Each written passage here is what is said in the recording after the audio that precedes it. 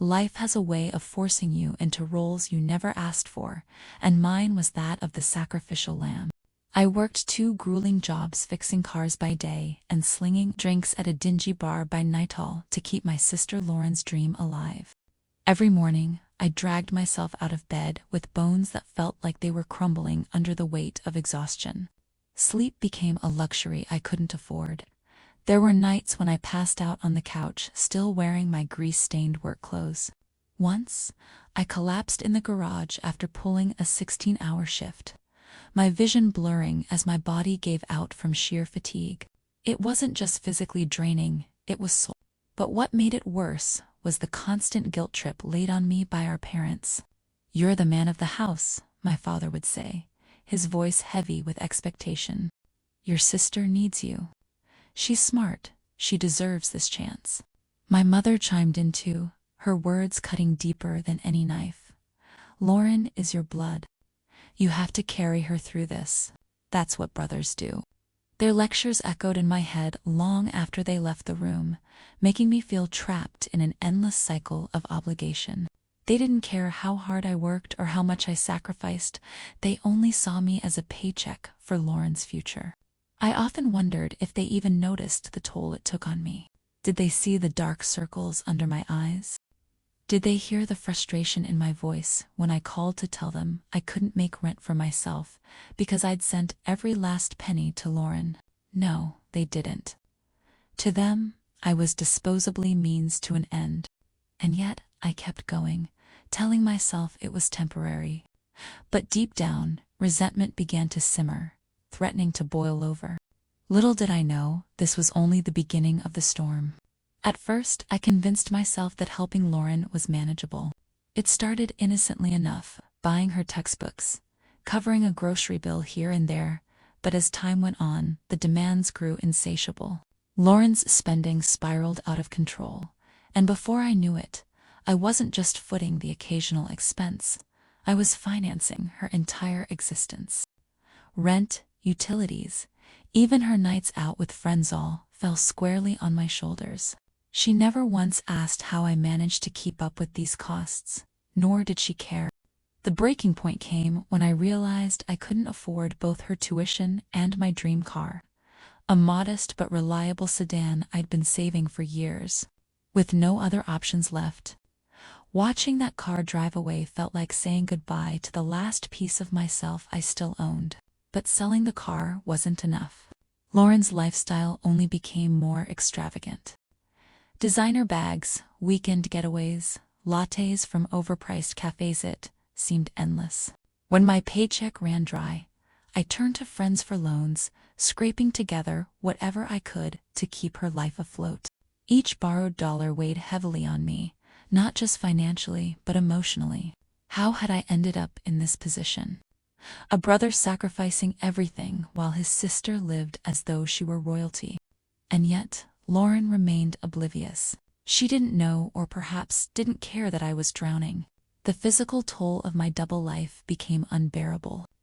One night at the bar, after pulling a 12-hour shift fixing cars earlier that day, exhaustion hit me like a freight train. My vision blurred, and I tripped over a chair, landing hard on the floor.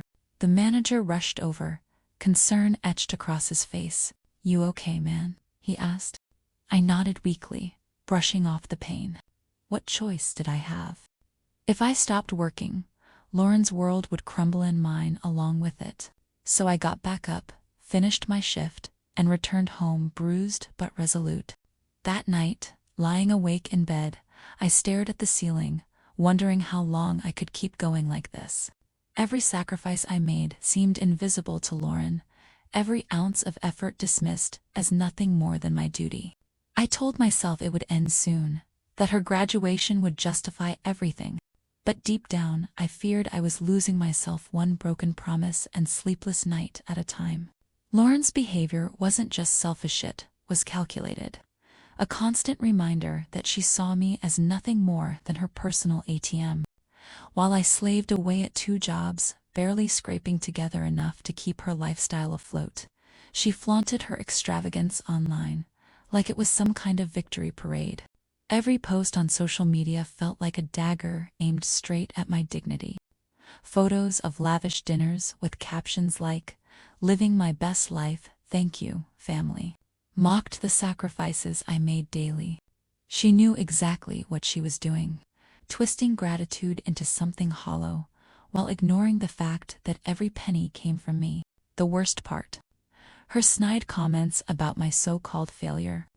One evening after another grueling shift, I scrolled through her latest Posa designer handbag here. A weekend getaway there, and stumbled upon a particularly cruel jab. In response to someone praising her amazing life, Lauren replied smugly, "Not everyone can afford this kind of luxury. My brother. He's too busy being broke to understand." Broke. That word echoed in my head as if she'd screamed it directly into my ear. How dare she dismiss years of sacrifice with such casual disdain? But when I confronted her during one of our rare phone calls, her tone dripped with condescension. "Do you really think I'll make much money fresh out of college?" She sneered when I asked how she planned to repay even a fraction of what I'd given her. "You should feel proud helping me. After all, isn't that what big brothers are for?" Her words hit like a sledgehammer, each syllable laced with mockery. Proud. How could I be proud when every dollar I handed over stripped away pieces of my own future? Yet, to her, my struggles were invisible, irrelevant, just collateral damage in her quest for perfection. What hurt most was realizing she viewed my efforts not as acts of love, but as obligations, and the more I gave, the less she valued it. Each laugh, each insult, chipped away at whatever bond we once shared, leaving behind only bitterness and resentment. As Lauren's demands grew more outrageous, my parents' support for her became suffocatingly one. Every time she faced a problem, whether it was missing rent or maxing out her credit card, they immediately turned to me. Their voices laced with accusation. "If Lauren can't pay her rent, it's your fault," my father would snap, as if I were the villain in this twisted family drama. They never asked how I was managing to keep up with her endless expenses while working 2 jobs. Instead, they treated me like a bottomless well of money and guilt. The worst part, their blatant disregard for everything I sacrificed. One evening, I stumbled upon photos from a small celebration they had thrown for Lauren's latest academic achievement.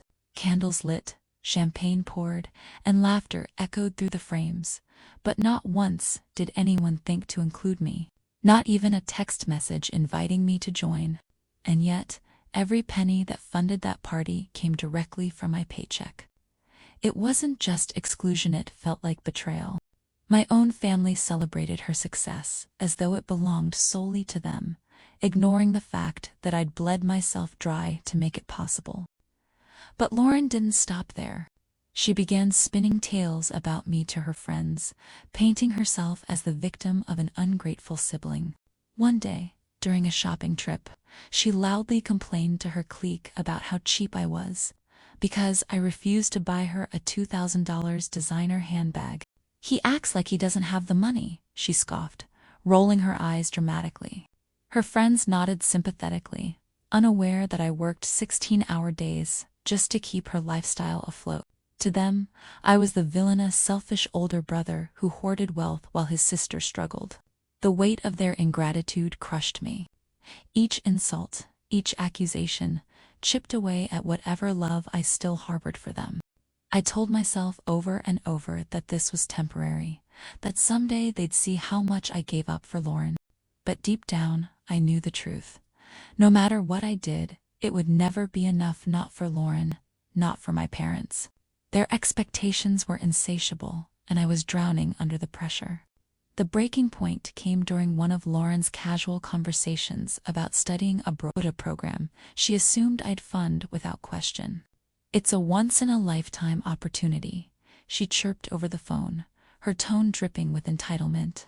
When I pressed for details, my stomach churned at her demands. But also first-class plane tickets and a monthly allowance.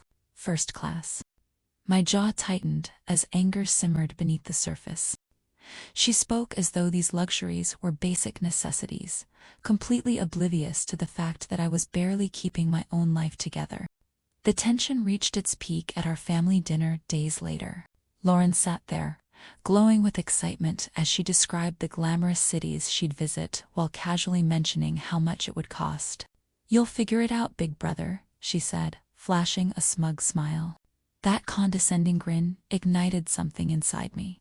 But what truly broke the dam was when she turned to mock my dreams. "Honestly, who would even want to live in some cheap house you buy?"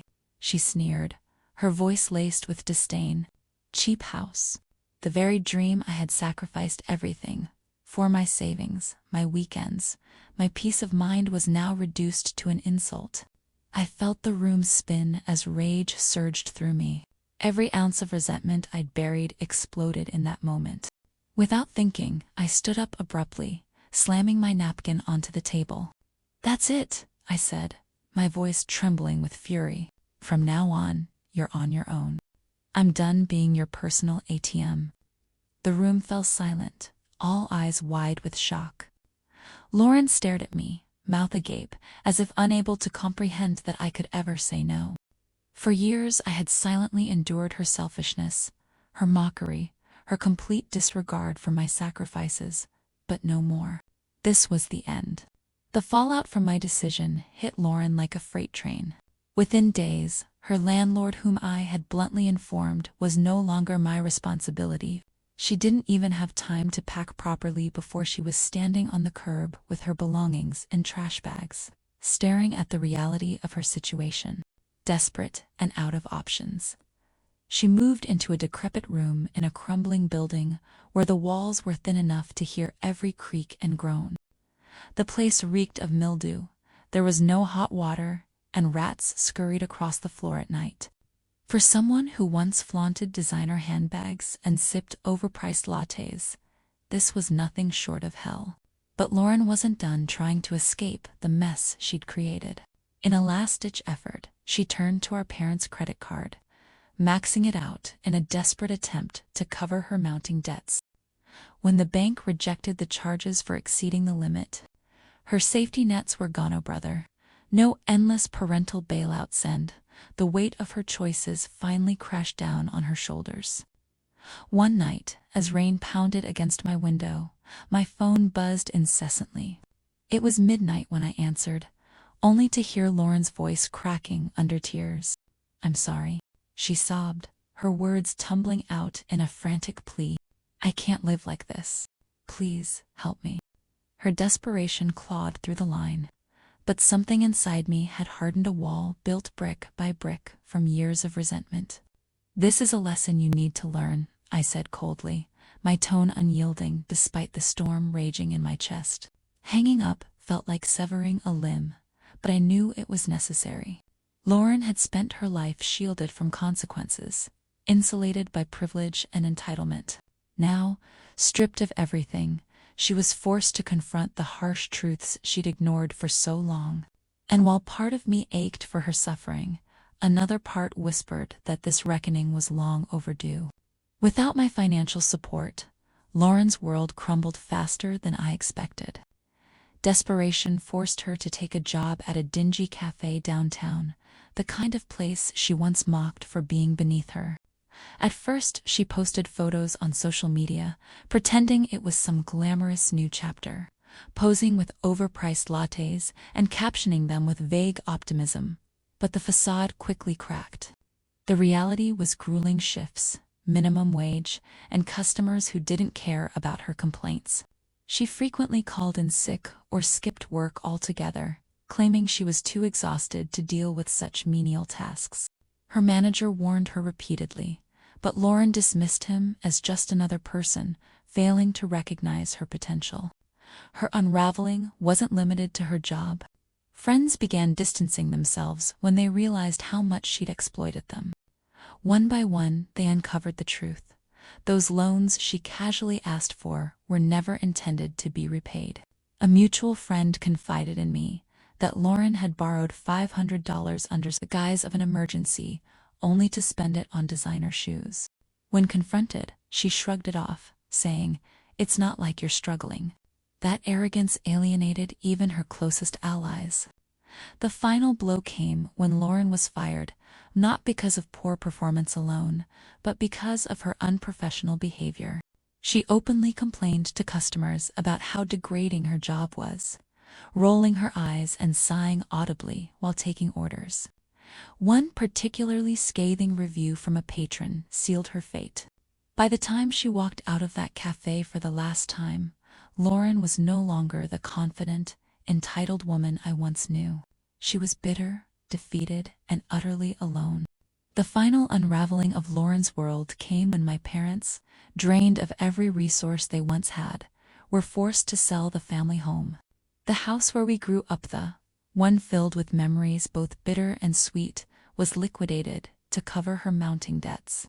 They moved into a cramped apartment, their pride shattered alongside their financial stability. But even in this diminished state, Lauren continued to act as though she were royalty. She demanded meals be prepared for her, complained about the lack of space, and treated my parents like servants rather than allies. Her sense of entitlement knew no bounds. Things escalated further when Lauren's credit card debt spiraled out of control. One evening I received a frantic call from my mother, not to guilt me into helping, but because Lauren was on the verge of being sued by creditors. "She maxed out our cards again," my mother sobbed, her voice trembling with desperation. "We don't know what to do." For years, they had enabled her reckless behavior, shielding her from consequences while vilifying me for stepping away. Now, they reaped what they had sown. I didn't respond with sympathy. Instead, I reminded them coldly that this mess was of their own making. "You chose to support her lifestyle," I said firmly. "Now you live with it." With the chaos consuming them, I made the hardest decision of all, cutting ties completely. I packed my belongings, left the city, and started anew somewhere far away. It wasn't easy, carried scars from years of resentment and betrayal, but freedom tasted sweeter than revenge ever could. In my new life, I found solace in pursuing dreams long deferred. I bought a modest home, built a career I loved, and met someone who truly understood me, a partner who encouraged my ambitions and celebrated my independence. Together, we created a future free from the toxicity of my past. As for Lauren, the last I heard, she remained trapped in her cycle of selfishness, still blaming others for her failures. My only regret, that it took so long to walk away. This story is more than a tale of sibling rivalry. It's a harsh lesson on the cost of unappreciated sacrifice. Every dollar I poured into Lauren's life, every sleepless night spent working for her future, was met with indifference, even disdain. Sacrifices made without gratitude don't just disappear, they fester, poisoning relationships from within. My parents' blind support only deepened the wound, enabling Lauren's entitlement until it consumed us all. But what became clear in the aftermath was this: boundaries are not cruel, they're necessary. By stepping back, I didn't just protect myself, I forced Lauren to confront the consequences of her actions. Yes, it hurt. Watching her struggle, seeing the cracks in her perfect facade, wasn't easy. But sometimes pain is the only teacher that works. Stopping my financial support wasn't abandonment. It was an intervention. It shattered the illusion that someone else would always clean up her messes and forced her to take responsibility. In doing so, I learned that true love isn't about endless giving, it's about knowing when to stop.